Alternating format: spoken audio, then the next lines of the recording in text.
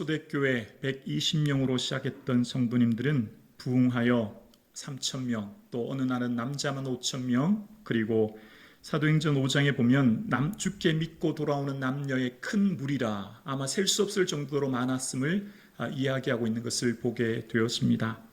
이렇게 많은 부흥 가운데 교회는 아직 조직이 제대로 갖추어지지 않은 상태였습니다.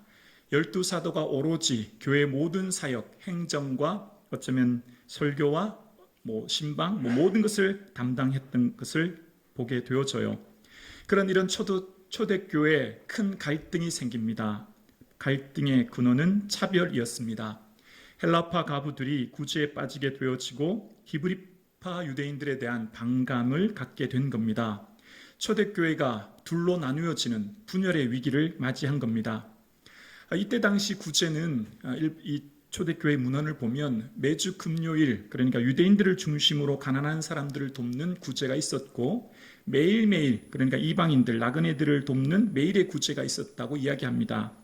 이 구제에 대한 기금, 그러니까 매일 구제를 해야 되니 필요한 예산은 일반적으로 드리는 11조는 성전 예배에 유지되는 비용으로 드려졌지만 3년째 해야 되는 11조는 구제 기금으로, 그러니까 구제비로 드려지게 되었다는 거죠.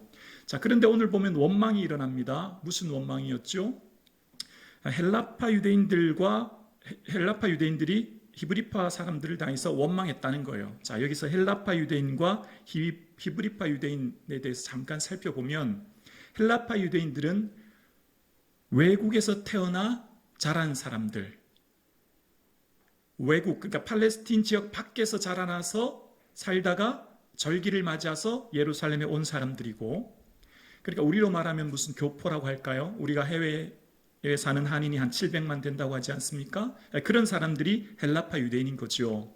그리고 히브리파 유대인들은 이 팔레스틴 땅에서 나고 자란 사람들, 본토백이라고 할까요? 여기서 쭉 살았던 사람들이에요. 그런데 이 두 사람 사이에 갈등이 일어났습니다. 그 이유는 히브리파 유대인들은 이곳에서 나고 자랐으니 매일 구제의 11조를 드렸고 젊어서부터 계속 예물을 드렸죠.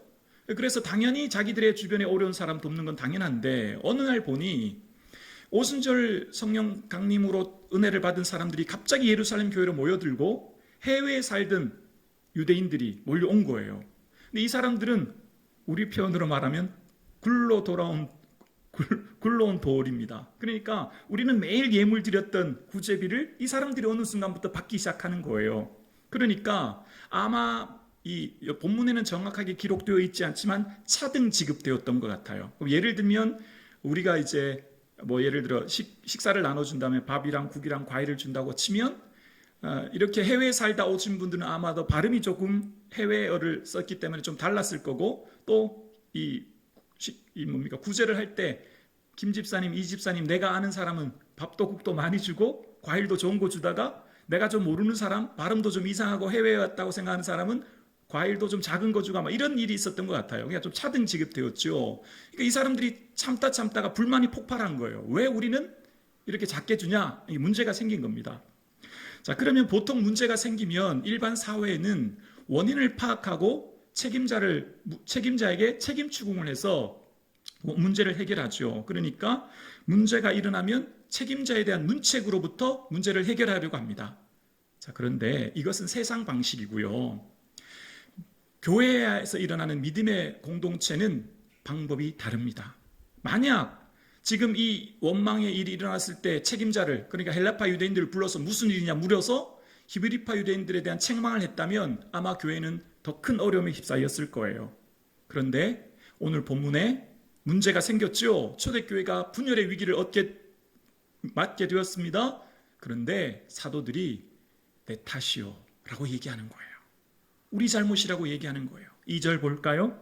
2절에 보면 12사도가 모든 제자를 불러 이르되 우리가 하나님 말씀 제쳐놓고 접대를 일삼는 것이 마땅치 아니하니라는 거예요. 12사도가 먼저 나오는 거예요. 그래서 사람들에게 말합니다. 우리가 하나님 말씀 제쳐놓고 사람들 구제하고 접대하는 일을 먼저 했습니다 라고 고백하는 거예요. 그러니까 지금 이 문제에 일어난 원인을 내 탓이요, 내 잘못이요 라고 먼저 시인하는 것으로부터 문제가 해결되는 겁니다. 여러분, 원망 드는 일이 있나요? 내 주변에 저 사람 때문에 내가 마음이 괴롭나요? 보기 싫은 사람과 함께 신앙생활 하나요? 보기 싫은 원망이 드는 사람과 함께 직장생활 하나요? 내가 정말 보기만 해도 어떻게 저런 사람을 내게 만나게 해주시지라고 하는 원망의 마음이 드나요? 내가 내 탓이요 고백하고 그를 품고 기도하고 그를 향한 사랑의 마음이 있어질 수 있기를 주의 이름으로 축원합니다. 자, 사도들의 첫 번째 문제 해결 방식은 내 탓이요였습니다. 네 탓이 아니라는 거예요. 네 잘못이 아니라는 거예요. 내 잘못이라는 거예요. 근데 문제의 핵심을 뭐로 봤냐면 2절 제가 다시 한번 읽어볼게요. 12사도가 모든 제자를 불러 이르되 우리가 하나님의 말씀을 제쳐놓고, 여기에 문제의 원인을 찾습니다. 하나님 말씀을 뒷전으로 하고 구제하고 구제하고 접대하는 데 먼저 했더니 우선순위의 문제였던 거예요. 말씀 제쳐놓는 것으로부터 인생의 문제가 생깁니다. 많은 인생의 문제들, 마음의 원망과 불안과 다툼과 시기, 내 내면에 있는 수많은 문제들의 원인은 말씀을 제쳐놓았기 때문이에요. 하나님 말씀을 뒷전으로 제쳐놓고 그보다 먼저 내가 생각하는 것, 내가 기획하는 것을 먼저 할 때 문제가 생긴다는 겁니다. 여러분의 인생의 문제를 곰곰이 한번 생각해 보세요. 지금 그 문제 왜 생겼을까요? 말씀을 제쳐놓았기 때문이에요. 그런데 이 상황이 지금 보면 그럴 수밖에 없는 게 12명이 수만 명을 섬겨야 되니 얼마나 바빴겠어요. 매일 구제하려고 하니 모든 행정과 사역이 집중되다 보니까 구제는요, 누구에게 이렇게 도와주는 구제는 단 며칠, 단 하루라도 하지 않으면 아우성이 터집니다. 생각해 보십시오. 한 가정 부모들이 교회 와서 기다리는데 이 구제가 잘 안 되지 않으면 원망이 터져나오지 않겠습니까? 여러분, 밥은 한 끼라도 굶으면 당장 배가 고픈데 말씀은 하루, 한 달, 몇 달을 읽지 않아도 허기가 느껴지지 않습니다. 사도들이 말씀 전하는 것은 당장 전하지 않아도 문제가 생기지 않는 거예요. 외형상으로 아무 문제가 없어요. 그런데 구제하는 일, 사람들의 배고픔을 달래는 일은 단 하루, 아니요 단 한 끼라도 제대로 이루어지지 않으면 폭발하는, 아우성이 일어나는 겁니다. 우리의 삶도 마찬가지입니다. 예배 드리지 않아도 내 인생 아무 문제 없습니다. 예배, 주중예배 드리지 않아도 내 삶에 아무런 문제 없습니다. 말씀 읽지 않아도, 기도하지 않아도 내가 살아가는데 먹고 사는 문제에 아무런 어려움이 생기지 않습니다. 그런데 여기서부터 문제가 일어나는 겁니다. 말씀을 제쳐놓으니 원망이 터져 나오는 거예요. 여러분의 삶 가운데 예배, 말씀, 기도를 제쳐놓고 내가 생각하는 걸 우선순위로 하다 보니 거기서부터 문제가 생기는 겁니다. 당장 예배드리지 않으면, 예배드리지 않고 말씀 읽지 않으면 내 수입이 줄어든다든지 직장을 잃어버린다든지 건강에 문제가 생기다든지 이런 일이 있다면 우리가 예배의 땅에 나오고 말씀을 읽겠지만 그런 일이 없거든요. 살아가는데 아무런 문제가 없거든요. 그러니 당연히 예배하는 것, 말씀 묵상하는 것, 기도를 소홀히 하게 되는 것입니다. 여기서부터 문제가 생겼다는 거예요. 우리의 마음은 하나님 말씀이 가득하지 않으면, 하나님 말씀이 우리 마음을 비춰주시지 않으면 우리 마음은 어둠으로부터 원망이 터져 나옵니다. 말씀이 내 마음을 가득 비춰주시고 채워주지 않으면 원망과 불평과 두려움과 불안이 일어난다는 거예요. 그래서 내 삶의 이 우선순위가 바뀌어지고 내가 소중한 걸 먼저 할 때 쫓아가면 하나님께서 말씀하시는 말씀의 내용이 바로 원망의 문제가 생겼다는 거예요. 그러니까 오늘 본문의 말씀은 하나님께서 이렇게 말씀하시는 거예요. 얘들아, 너희들이 예배드리지 않는다고, 말씀 묵상하지 않는다고, 기도하지 않는다고 아무 문제 없는 것 같니? 아니야. 잘 기억해. 너희가 예배의 삶을, 말씀 묵상의 삶을 살지 않으면 너희 마음은 공허해질 거야. 원망과 불평과 불안의 문제로 고통당할 거야 라고 하나님께서는 이 메시지를 우리에게 전해주시는 겁니다. 이 말씀은 고난 중의 위로라. 주의 말씀이 나를 살리셨기 때문이다. 말씀 붙들고 살아갈 수 있기를 주의 이름으로 축원합니다. 말씀이 우리의 삶을 살아있게 살리는 거예요. 그래서 오늘 본문에 보면요, 니 탓이오라고 책임 추궁을 하면 공동체가 더 어려움을 겪겠지만 내 탓이오라고 그 문제를 품고 하나님 앞에 나아갔을 때 이 문제가 오히려 교회가 더 건강해지는 모습으로 성장하게 되는 것을 보게 되어요. 교회 공동체의 특징은 여기에 있습니다. 건강한 교회와 그렇지 않은 교회가 이렇게 갈라지는 거죠. 건강한 성도와 건강하지 않은 성도가 이렇게 갈라지는 거예요. 타인의 잘못만 자꾸만 추구하게 되어지고 보여진다면 주님, 저를 돌아보게 하옵소서, 믿음의 눈이 열려질 수 있기를 주의 이름으로 축원합니다. 그랬더니 이제 리더십이 새롭게 세워집니다. 12명의 사도로 집중되었던 리더십이 7 집사로 위임되어지고 교회가 더 조직화되어지고 더 건강하게 일어나는 거예요. 문제를 만났는데 그 문제가 니 탓이오 할 때는 공동체의 분열을 가져오겠지만 내 탓이오라고 끌어안고 문제의 핵심을 말씀을 제쳐놓은 것으로 보았더니 교회가 더 건강한 조직체로 바뀌어지는 겁니다. 그럼으로부터 시작되는 것이 바로 새로운 리더십을 세우게 되는 거예요. 그래서 그들은 이제 7 집사를 세우게 되어요. 그런데 7 집사를 세우는데 12 사도가 세웠습니까? 주님이 세우셨습니까? 주님이 세우신 줄로 믿습니다. 자, 여기서 꼭 기억하셔야 됩니다. 저 사도가 나를 세웠다라고 생각하면 그 사람이 시킨 게 되지만 주님이 하셨다고 하면 하나님이 하신 거예요. 교회의 주인은 누구시죠? 예수님입니다. 주님은 그의 몸인 교회의 머리라고 해요. 주님은 우리 머리 대신 주님의 말씀 따라 우리는 종이에요. 종은 우리 조선시대로 보면 영을 먹여라, 영을 먹이면 돼요. 농 갈아라, 농 갈면 돼요. 밥 매라, 그럼 밥 매면 되죠. 종은 주인이 시킨 대로 하는 게 종이죠. 그러니까 지금 이 7 집사는 어떻게 세워진 거죠? 주님이 12 사도로부터 통하여 7 집사가 세워진 줄로 믿습니다. 이것을 고백하는 저와 여러분 되기를 주의 이름으로 축원합니다. 그래서 지금 성령의 내적 충만하심과 감동에 의하여 자발적으로 순종하는 7 집사를 통하여 하나님은 일하기 시작하세요. 자, 그런데 3절에 보면 7 집사는 이런 사람이 되어야 된다는 걸 말하는데요. 형제들아, 너희 가운데 성령과 지혜가 충만하여 칭찬받는 사람 7을 택하라. 우리가 이 일을 그들에게 맡기고. 자, 이 말씀을 묵상하면 성령과 지혜가 충만한 칭찬받는 사람이라면 우리는 이게 흔히 조건절로, 이런 사람 자격 조건으로 여겨지잖아요.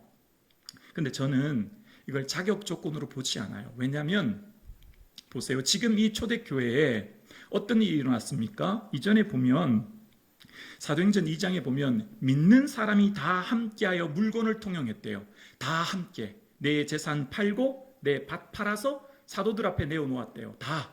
그리고 한 마음과 한 뜻으로 모든 물건을 서로 통용하여 자기 재물을 조금이라도 자기 것이라고 한 사람이 없었대요. 그러면 이 초대교회는 7명만 성령 충만한 게 아니라 이미 모인 대다수의 무리들이 성령 충만한 것을 볼 수 있는 거죠. 그리고 3절에 보면 성령과 지혜가 충만한 칭찬받는 사람 7을 택하라라고 하는 이 택하라의 원어의 뜻은 에클레고마이라고 하는 헬라어 뜻인데요. 이게 언제 쓰였냐면 사도행전 1장에 기억나시죠? 요셉과 ματ디아를 새로 뽑잖아요. 가룟 유다 대신에. 요셉과 맙디아를 제비 뽑을 때 누가 주께서 택하신 바 되어 봉사와 사도의 직무를 대신할 자인지 보이시옵소서 라고 할 때 그 택하다는 단어가 이 단어예요. 뭐 했을 때? 제비 뽑을 때 택한 거죠. 그리고 예수님께서 12 사도를 부르실 때 누가복음 13장에 보면 제자들을 부르사 그 중에 12를 택하여 사도라 칭하였으니 라고 이야기합니다. 12 제자를 택했다라는 단어, 이 단어예요. 12 제자가 능력이 탁월하고 실력이 뛰어났다기보다는 주님의 전적인 은혜로 택함 받은 줄로 믿습니다. 그러니까 저는 오늘 이 7 집사가 다른 사람들보다 더 특별한 은혜가, 그러니까 성령 충만함이 있다기보다는 은혜로 택함 받았다 고백합니다. 또한 왜냐하면 디모데전서 3장 보면 집사를 택할 때 이런 집사를 택하라고 말하는데요. 이와 같이 집사들도 정중하고 일군이원하지 아니하고 술에 임박이지 아니하고 더러운 일을 탐하지 아니하고 깨끗한 양심의 믿음의 비밀을 가진 자라야 할지니 이에 이 사람들을 먼저 시험하여 보고 그 후에 책망할 것이 없으면 집사의 직무를 맡게 할 것이요. 자, 보세요. 정중하여 일구이원하지 않는데요. 한 입으로 두 말하지 않는데요. 여러분 그렇게 한 입으로 두 말하지 않은 적 있으십니까? 더러운 일을 탐하지 않는데요. 부정한 이득을 탐하지 않았대요. 여러분 돈에 대해서 욕심 가져본 적 없나요? 그리고 깨끗한 양심에 여러분 누가 나는 내 양심 깨끗합니다 라고 손들어서 말할 사람 있나요? 깨끗한 양심이 깨끗할 뿐만 아니라 믿음의 비밀까지 가져야 된대요. 여러분 주님과의 믿음의 특별한 비밀을 가지고 계신가요? 또 있어요. 10절에 보면 책망할 것이 없으면 디모데전서 3장 10절에 보면 책망할 것이 없으면 집사의 직무를 맡기래요. 여러분 책망할 것이 하나도 없으세요? 여러분 생각해 보세요. 저만 해도 아마 여러분 몰라도 주님은 엄청 많을 거예요. 그러니까 이 본문을 자격 요건이라고 보지 않아요. 예수님의 십자가 보혈로 저는 이렇게 허물 많은 사람입니다. 그러나 주님 말씀하신 이런 것을 추구하며 주를 따르며 나아가겠습니다 라고 고백하는 사람, 그러니까 깨끗한 양심을 가지고 책망할 것이 없는 완벽한 사람을 세우라 라기보다는 좀 허물 많고 부족한 것을 알고 고백하며 전적인 주의 은혜임을 순종하는 사람이라고 저는 고백합니다. 그러니까 일곱 집사는 하나님께서 세우신 완벽한 믿음의 사람, 충만한 믿음의 사람이기보다는 주님의 은혜로 택함받은 사람들인 줄로 믿습니다. 그래서 여러분 우리의 삶에요, 주님께서 부르실 때는 자격 조건 보지 않으세요. 말씀 보세요. 말씀 보세요. 주님이 부르신 사람 누가 자격 보고 부르셨나? 전적인 은혜죠. 주님이 모세에게 하나님께서 주의를 맡기실 때 주님 저 본래 말을 잘 못했는데요 그랬더니 내 형 아론이 있지 않냐. 그러니까 모세가 저 또 못합니다. 보낼 만한 사람 보내세요 그랬더니 주님이 노를 바라십니다. 노를 바라세요. 내가 이 지팡이 줄 테니까 이것을 가지고 이적을 행하라는 거예요. 걱정하지 말라는 거죠. 너가 가진 그 막대기 하나로 놀라운 일을 행할 거라는 겁니다. 하나님께 순종하면 동역자를 붙여주시고 순종하면 그 일을 감당할 힘을 주시는 줄로 믿습니다. 아멘이시죠? 아멘입니다. 우리 교회는 지난 당회 때 이제 공동의회를 준비하려고 합니다. 안수 집사님, 권사님들을 피택하여 세우려고 합니다. 정말 얼마나 기대가 되는지 모릅니다. 근데 한편으로는 좀 죄송한 마음도 있어요. 우리 교회가 연약하고 나약한 상황에 담당하시는 분들이 짐은 되지 않을까로 부담은 됩니다. 그런데 여러분, 하나님께서 여러분을 향해 주의를 맡기시고 주께서 부탁하실 때 주님 저는 자격이 안 됩니다. 아니요, 그렇지 않습니다. 그 고백하지 않기를 원합니다. 자격은 누구나 다 안 되는 거예요. 자격은 다 부족한 거죠. 그래서 이 질문 앞에 저는 여러분이 한 번쯤 곰곰이 기도해 보았으면 좋겠습니다. 아예 안 된다고 하는 것 단정 지어놓고 기도하지 마시고요. 모든 상황의 경우의 수를 열어놓고요. 어떻게 기도하면 될까요? 내 인생을 향한 하나님의 계획이 뭘까? 오늘 내가 살아가는 내 삶에 향한 하나님이 계획하신 일이 뭔가를 생각하며 기도했으면 좋겠습니다. 기도할 때는 반드시 말씀을 함께 묵상하셔야 합니다. 주님은 말씀을 통해 우리에게 응답하시고 세미한 음성을 주시기 때문입니다. 그러면 주님은 반드시 내가 무엇을 위해 살고 있는지를 보게 하시고 나를 향한 하나님을 계획을 깨닫게 해 주시는 줄로 믿습니다. 여기선 아멘이 좀 작으십니다. 아멘이시죠? 네. 저는 교회는 사람이 세워지는 것이라 확신합니다. 교회는 결국 믿음의 공동체잖아요.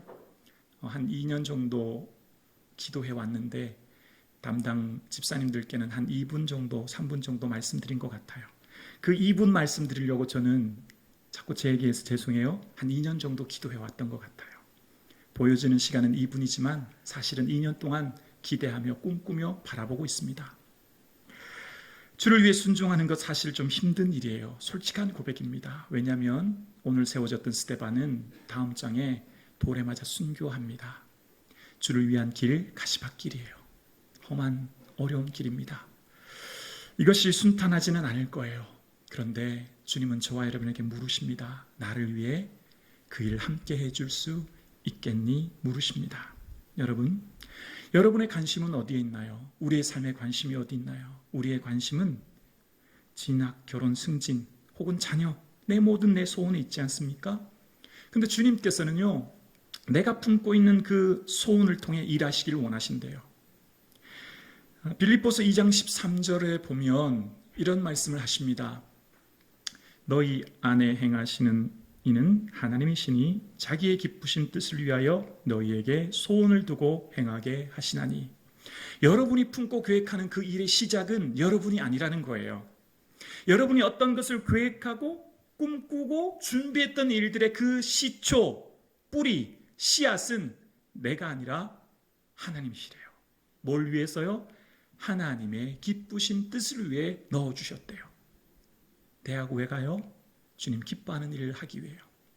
왜 직장 다녀요? 주님 기뻐하는 일을 위해 직장 다녀요. 왜 그 일을 하고 계세요? 주님 기뻐하는 일을 위해 그 일을 하는 거예요. 반대로 물어볼까요? 왜 그 대학 가요? 나 기뻐하는 일 하려고. 왜 그 일 하세요? 나 좋아하는 일 하려고. 왜 그 소원 가지셨어요? 내 즐거움을 위해서? 아니죠. 주님께서 기뻐하시는 소원을 위해 우리 마음속에 생각의 씨앗을 넣어주셨대요. 왜요? 전적으로 주님 기뻐하는 그 일을 하기 위해서요. 그러니까 우리 인생의 전 영역은 내가 하는 사업과 기업과 직장과 학교와 모든 일들은 모든 근원적인 이유는 주님 기뻐하는 일이에요. 그래서 내가 남들보다 더 수고하고, 그래서 내가 믿지 않은 사람들보다 더 열심히 하여 예수 믿는 사람들의 모습을 입증하여 보여주는 거죠. 예수님의 삶을 보여주는 삶을 사는 것입니다. 여기서부터 제 얘기를 하는데 양해하고 들어주세요. 제 얘기를 하는 게 목적이 아니라 하나님 마음을 전하기 위한 것이거든요.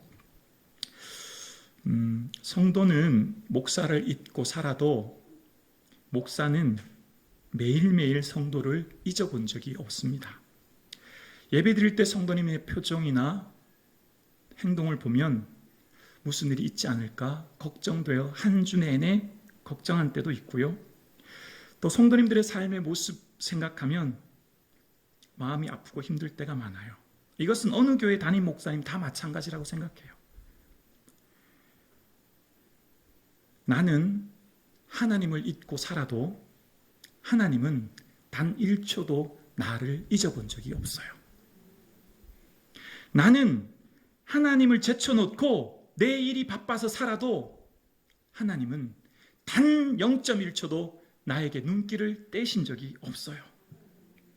그런데 하나님의 마음은 상처투성이입니다. 저에 대한 이런저런 얘기를 들을 때 저도 사실 마음이 아프고 힘들 때가 많아요. 제 자신을 다시 돌아보게 되고 또 힘들고 어려울 때도 많아요. 저에 대해서 좀 오해하셨구나 라는 생각을 하게 되어집니다. 어느 목사가 성도가 안 되고 힘들게 하고 싶은 목사가 누가 있겠습니까? 그 메시지와 그 태도를 통해 성도를 향한 것이죠. 그런데 오늘 저는 이 말씀을 준비하면서 우리의 삶이 하나님을 그림자처럼 여기진 않을까? 우리가 하나님을 너무 무시하며 살고 있진 않은가? 그래서 하나님이 상처투성인 삶을 살고 있지 않은가? 하나님의 눈길은 단 0.1초도 나를 향해 떼신 적이 없는데 우리는 하나님을 향해 눈길 한 번 주지 않고 한 번도 묻지 않고 하나님에 대해서 생각하지도 않고 그 음성을 들으려고 귀 기울이지도 않고 하나님 마음이 어떤지는 궁금해하지도 않은 채 그저 내 관심, 내 뜻에만 집중하며 살진 않은지 생각해 보셨으면 좋겠습니다.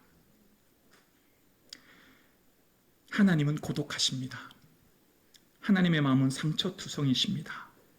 하나님을 무시하고 하나님을 그림자 취급하고 하나님을 대해서 존중히 여기지 않는 것으로 인하여 하나님이 절규하고 통탄해 하십니다. 사랑하는 성도님, 우리 성북중앙교회는 하나님 마음 헤아려 드리며 주의 소원 이루어 드리는 저와 여러분 되기를 주의 이름으로 축원합니다. 주님 마음 헤아리시고 주의 기뻐하시는 것이 무엇인가를 찾고 구할 수 있기를 원합니다. 하나님께서는 오늘도 교회라고 하는 하나님이 세우신 몸된 기관인 교회 공동체를 향하여 하나님 나라의 일을 이루어 가십니다.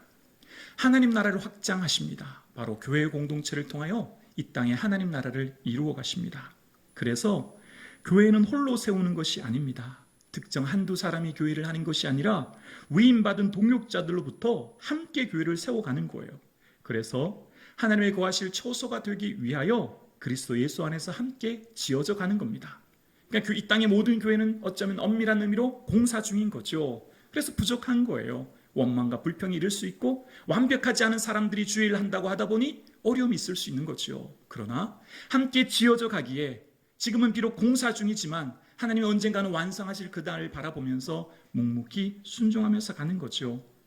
그래서 저는 오늘 본문의 17집사가 이렇게 고백했다고 생각합니다. 눈물을 철철 흘리면서 주님 제가 할게요. 공동체에서 저를 뽑았으니 순종하겠습니다. 손 들고 나왔다고 생각해요.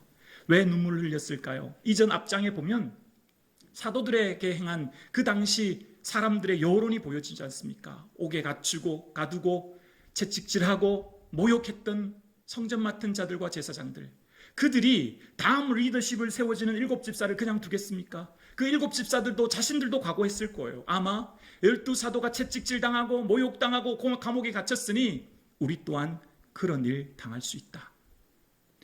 주일 하는 것은 어쩌면 힘들고 어려운 길이에요.